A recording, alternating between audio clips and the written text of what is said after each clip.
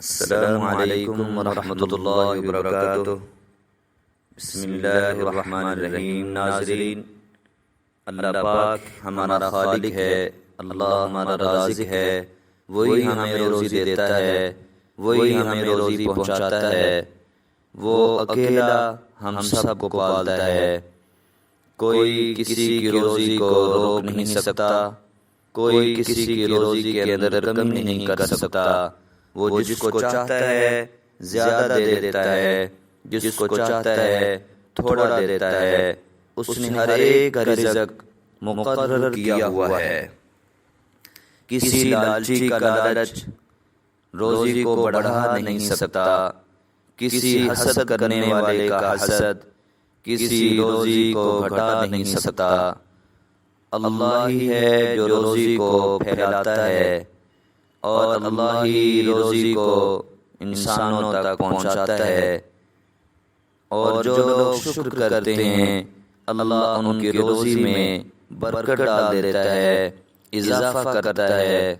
اور جو لوگ ناشکری کرتے ہیں، اللہ ان کی روزی کے اندر بے برکتی ڈال دیتا ہے۔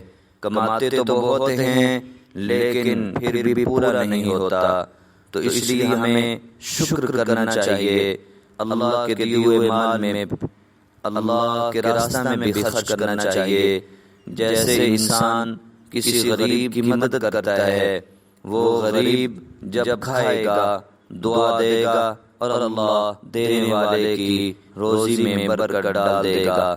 اس لیے ہمیں پریشان نہیں ہونا چاہیے۔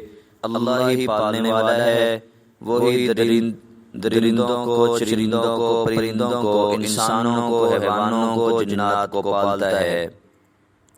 کوئی کسی کی روزی کو روک نہیں سکتا، کوئی رکاوٹ نہیں ڈال سکتا۔ وہ اللہ ہی سب کو پالنے والا ہے، تو ہمیں اپنا یقین اللہ پاک کی طرف لے جانا چاہیے۔